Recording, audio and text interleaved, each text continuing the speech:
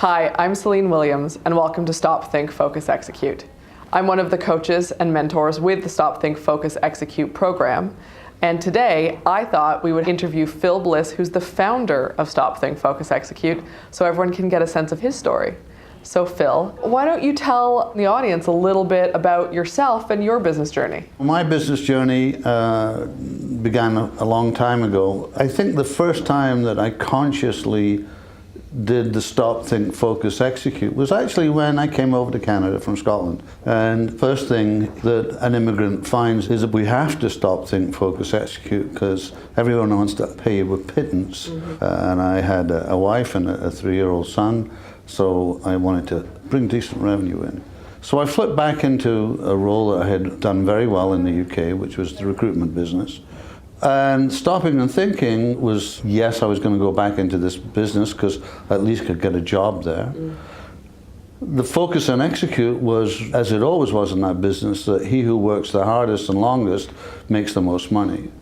The result was, I was on a 6-figure income within, 9 months. So I did pretty well. Well, and a great example of how quickly using the steps of stopping, thinking, focusing, and executing has such a quick impact. It does. Stopping and thinking, if you're doing it correctly, you're getting rid of 80% of what you're actually stopping and thinking about, right? Yeah. So to what you were just saying about the focusing and executing, when you're in that stage, you've chosen something and you've made options that have narrowed the field. Obviously I was doing very well.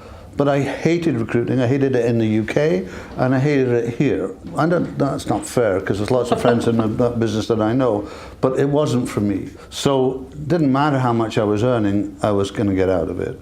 So I have a background in media and communications. So we skewed that into the technology business, which was a great gig in the mid-80s, and seeing as I'm still doing it, it really is still a great gig.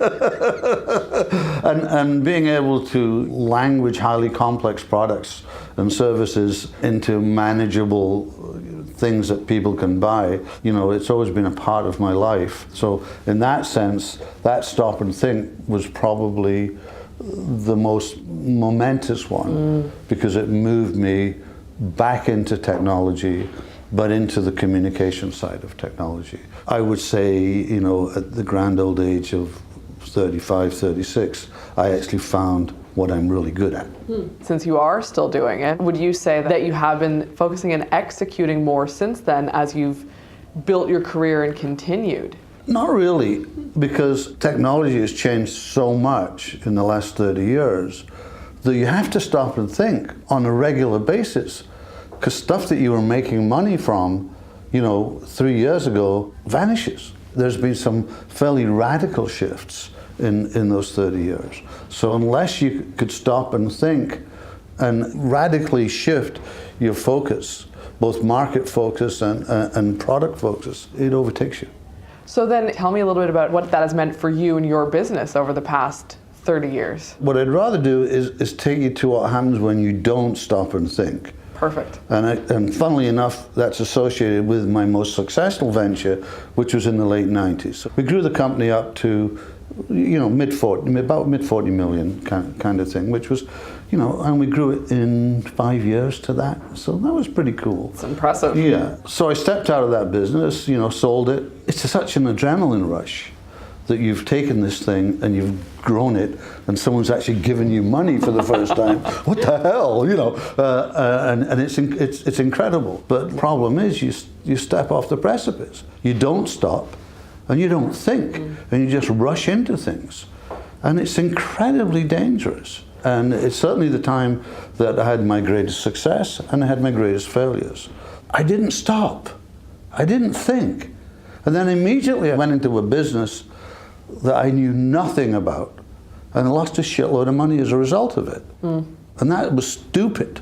As soon as I went back into a business that I knew lots about, made lots of money again. And stopping is one of the hardest things to do. But if you don't stop, if you don't isolate yourself and take the time to begin the process, then you're in danger. I can say that I've stepped off the precipice twice. And every time it's without stopping and thinking, it's guaranteed failure.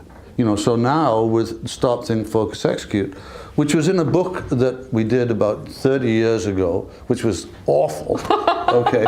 But when I've been most successful, it's when I've stopped and thought and focused and executed.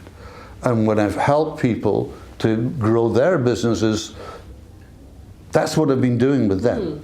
90% of the time, you won't focus and execute on what you stopped and thought about, because it doesn't make any kind of sense. So that's okay, because at least you didn't spend the time and the money focusing and executing and failing. Right. And that's really what it's about. I agree with you, and I would add to that, seeing the people you've talked to and the successful people that have heard of Stop, Think, Focus, Execute and can immediately understand and say, oh, absolutely, this applies to my career. But I've also seen you mentor much younger businesses through the Stop, Think, Focus, Execute program, and it's always valuable. And having that external guide makes a big difference. You can pinpoint things and say, here's what stopping really looks like, here's how it works. And these young businesses, these entrepreneurs, as well as the experienced ones, look at it and say, this is so simple, but it absolutely makes sense. The reality is, I don't think I analyzed it as much as I have in the last 120 days, sitting down with great people, super successful people,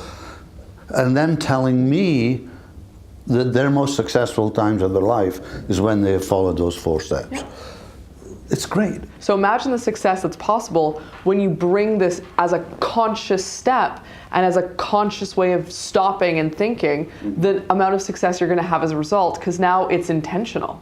Yeah, and hopefully you can stop people from failing by getting them to do it. Absolutely. Failing isn't just about having the wrong business, it's having the right business, but not fulfilling properly, not doing this, not doing that, and all of a sudden your competitor rolls past you. I would add to that, same with companies that have hit a point of growth or hit a point of success, but don't know how to get past it. Yeah.